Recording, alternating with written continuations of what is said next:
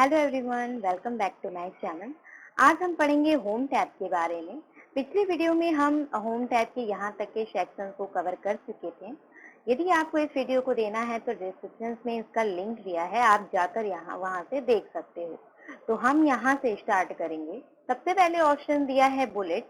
यहाँ पे बुलेट का ढेर सारा स्टाइल दिया हुआ है। जो भी आपको बुलेट पसंद है यहाँ से चूज कर लो। बुलेट का यूज हम किसी भी चीज का लिस्ट बनाने के लिए करते हैं। तो जैसे मैंने यहाँ पे ले लिया, हम यहाँ से इसकी फॉन्ट साइज को थोड़ा सा बढ़ा लेंगे और हम यहाँ पे लिखना स्टार्ट करेंगे। फिर मैंने लिख दिया यहाँ पे कीबोर्ड, इंटर ऑटोमेटिक आ जाएगा। फिर आप नेक्स्ट लिख लीजिए, जो भी आपको लिखना है नेक्स्ट लिख लीजिए, इंटर इंटर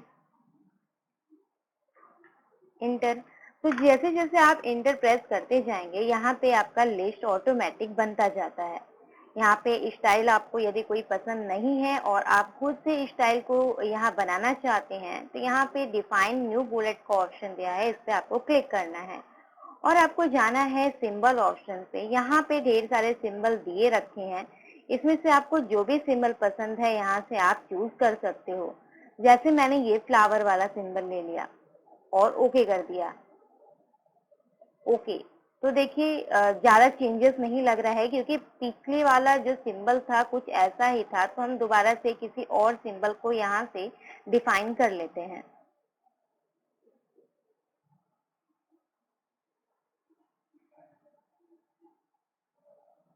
यहाँ से मैंने ये वाला सिंबल ले लिया, ओके ओके। तो देखिए यहाँ पे इस तरह का सिंबल इंसर्ट हो चुका है। मीन्स यहाँ पे आप खुद से भी सिंबल डिसाइड कर सकते हो, डिफाइन कर सकते हो। इसके बाद आता है यहाँ पे नंबरिंग के लिए। यदि आप इस बुलेट के स्थान पे नंबरिंग लगाना चाहते हो तो यहाँ पे यूज कर सकते हैं। अल्फाबेटिकल इस तरह से दे रखा है, आपका न्यूमेरिक करना है, आपको फर्स्ट सेकंड थर्ड इस तरह से करना है, तो आप इनका यूज कर सकते हो। ये मैंने कर दिया। इसके बाद यहाँ पे आता है मल्टी लेवल लिस्ट बनाने के लिए। इसका यूज होता है किसी हेडिंग के अंदर सब हेडिंग बनाने के लिए। Select all, delete. यहाँ से जैसे यदि आपको यहाँ मैंने पहले यहाँ से कोई भी आप फॉर्मेटिंग पहले स्टाइल चूज कर लीजिए, आपको किस तरह का फॉर्मेट चाहिए। जैसे यहाँ पे दिया है 1 नंबर, उसके अंदर की जो हेडिंग रहेगी वो ए में ऐसे लिखा रहेगा, उसके अंदर की हेडिंग इस तरह रोमन में लिखा रहेगा, या इस तरह की चाहिए आपको, या फिर बुलेट में इस तरह के स्टाइल या इस तरह के स्टाइल, तो आप यहाँ से स्टाइल चूज कर सकते हो। मैंने ये वाला स्टाइल ले लिया, मैंने लिख दिया। जैसे मैंने लिख दिया यहाँ पे इनपुट डिवाइस, ये मैंने लिख दिया। अब इसके अंदर इनपुट डिवाइस के अंदर मुझे हेडिंग डालना है, तो पहले हम इंटर प्रेस करेंगे और यहाँ पे ऑप्शन दिया है इंक्रीज इंडेंट का, इसको हम क्लिक करेंगे जिसका शॉर्टकट होता है टैब। अब इसके अंदर हम उसका नाम लिख देते हैं। मैंने यहाँ पे लिख दिया फर्स्ट कीबोर्ड। अब यदि आपको कीबोर्ड के अंदर भी हेडिंग डालना है, इंटर प्रेस कीजिए और फिर से कीजिए इंक्रीज इंडेंट। आपको इसके अंदर जो भी आपको डालना है आप डाल सकते हो। न्यूमेरिक की, ठीक है, जो भी आप चाहो यहाँ पे आप इसको डाल सकते हो। सपोज कि ये आपकी हेडिंग कंप्लीट हो गई है और आप ए के बाद अब बी को कंटिन्यू करना चाहते हो, तो दोबारा से यहाँ डिक्रीज इंडेंट कीजिएगा, ये आपका बी आ जाएगा और इस तरह से आप आगे की जो भी हेडिंग है इस तरह से आप कंटिन्यू कर सकते हो इस तरीके से।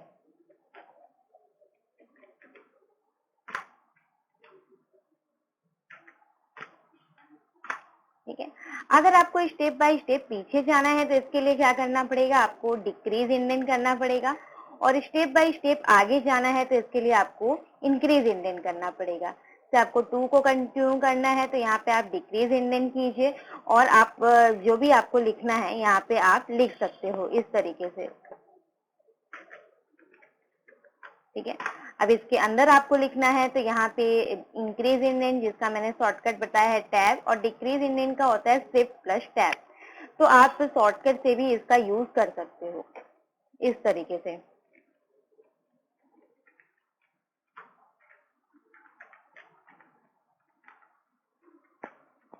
ठीक है, आई होप ये आपको समझ आ गया होगा। इसके बाद यहाँ दिया है शॉर्ट। शॉर्ट क्या करता है, किसी भी बनाए गए लिस्ट को असेंडिंग एंड डिसेंडिंग ऑर्डर में सेट करने के लिए यूज होता है। जैसे यहाँ पे हम एक लिस्ट बना लेते हैं, ये बुलेट में या नंबर में किसी में भी हम ले सकते हैं। यहाँ पे मैंने ले लिया इस तरह नंबर में, ठीक है।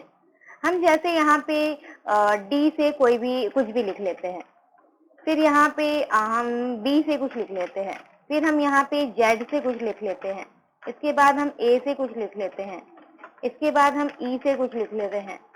अकॉर्डिंग टू डिक्शनरी पहले आपका वर्ड आता है ए, उसके बाद बी, इसके बाद डी, इसके बाद ई और इसके बाद ए। तो ये आपको असेंडिंग डिसेंडिंग ऑर्डर में सेट करने के लिए यूज होता है।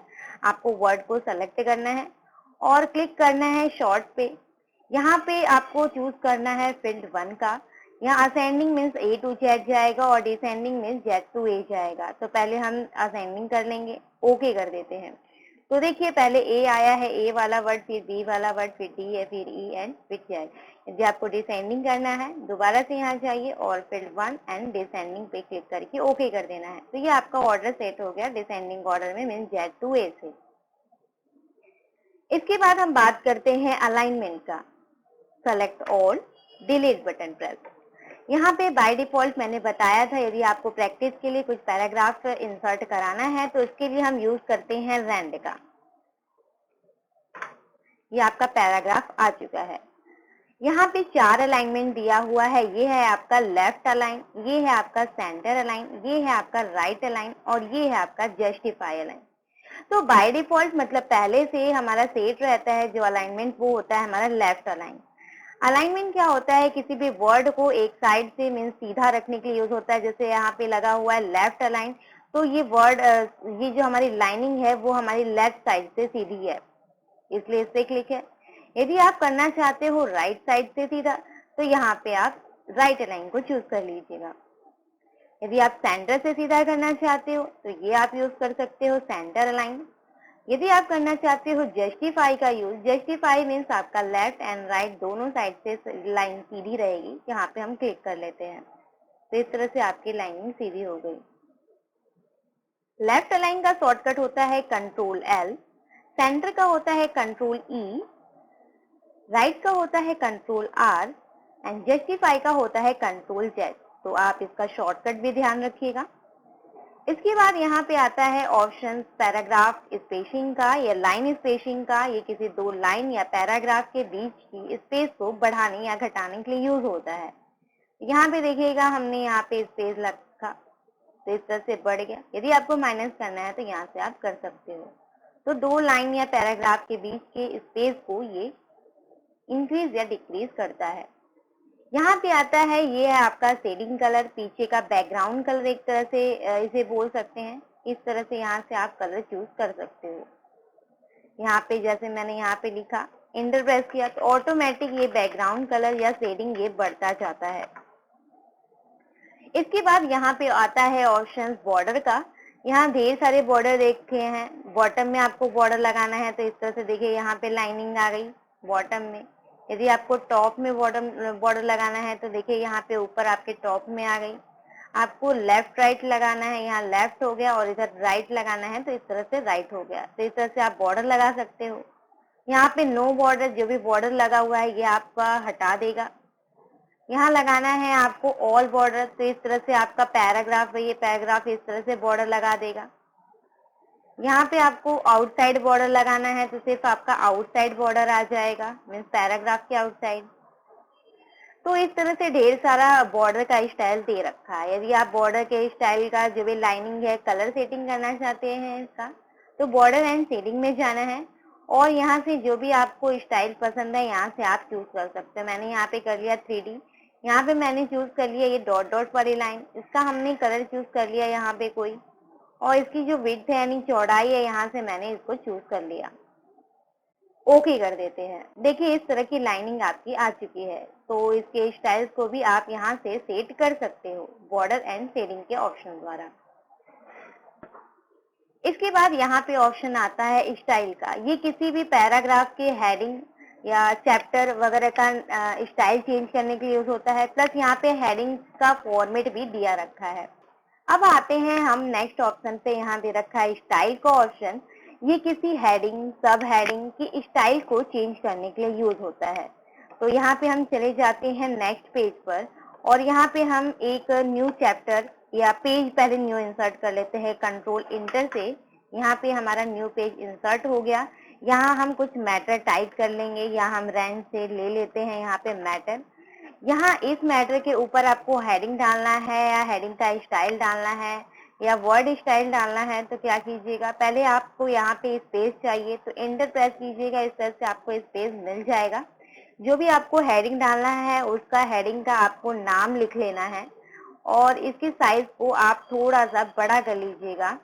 यहाँ पे दिए गए स्टाइल के अकॉर्डिंग ये बाय डिफॉल्ट नॉर्मल होता है। यदि आपको इस तरह से आपको हेडिंग डालना है तो हेडिंग 1 और उस हेडिंग के अंदर सब हेडिंग डालना है तो हेडिंग 2।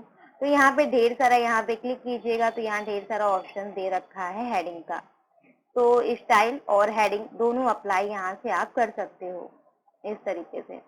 यदि आपको इसमें से कोई भी स्टाइल पसंद नहीं है और आप खुद का स्टाइल यहाँ पे ऐड कराना चाहते हो, इसके लिए आपको क्या करना है, पहले जस्ट सपोज कि हम यहाँ पे कोई भी फॉर्मेटिंग लगाने के बाद इसको हम इंसर्ट कराना चाहते हैं तो पहले इसमें थोड़ा फॉर्मेटिंग कर लेते हैं। यहाँ से हम इसका चेंज कर लेते हैं फॉन्ट। यहाँ पे इसका हम कलर चेंज कर लेते हैं। इसकी फॉन्ट साइज को यहाँ से बढ़ा लेते हैं, थोड़ा सा बोल्ड कर देते हैं और थोड़ा सा इटैलिक कर देते हैं। ये हमारी स्टाइल है जिसको हमें इस स्टाइल में इंसर्ट कराना है। तो आपको इसको सेलेक्ट करना है और यहाँ पे नीचे ऑप्शन दिया है अप्लाई स्टाइल का। यहाँ पे आपका एक खुलेगा बॉक्स। यहाँ पे आपको अपने स्टाइल का जो भी नाम देना चाहते हो आप यहाँ पे दे सकते हो। मैंने दे दिया यहाँ पे माई स्टाइल। हम कर देते हैं यहाँ पे न्यू। तो देखिए आपका ये स्टाइल यहाँ पे आ चुका है।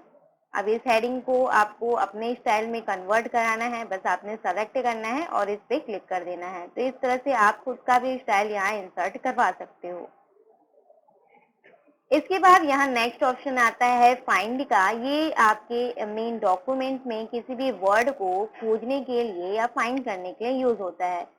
तो यहाँ पे हम करते हैं फाइंड ऑप्शन को क्लिक। इसका शॉर्टकट होता है कंट्रोल F।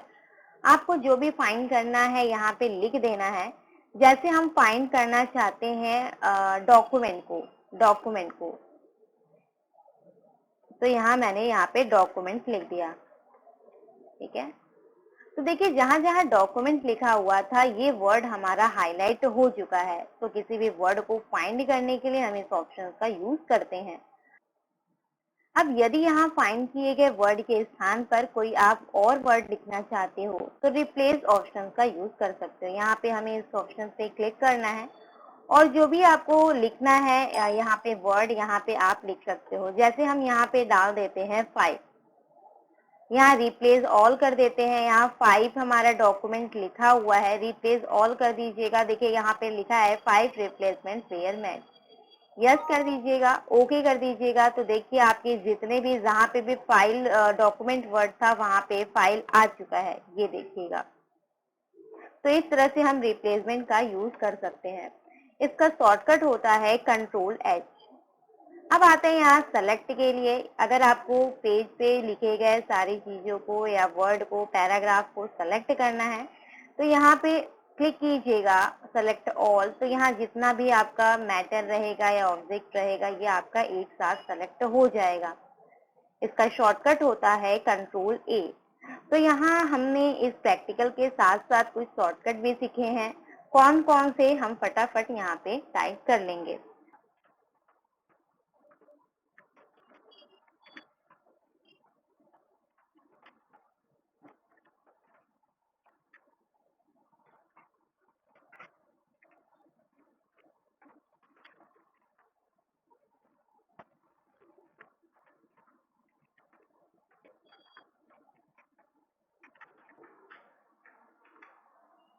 तो यहाँ पर हमने सीखा है कंट्रोल L से लेफ्ट अलाइन जो आपका ये ऑप्शन दे रखा है, कंट्रोल R राइट अलाइन जो आपका ये ऑप्शन दे रखा है।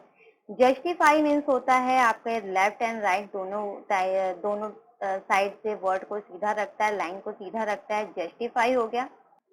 इसके बाद यहाँ दिया है आपका कंट्रोल E, यहाँ पे सेंटर अलाइन है। फाइंड यहाँ पे फाइंड के लिए है।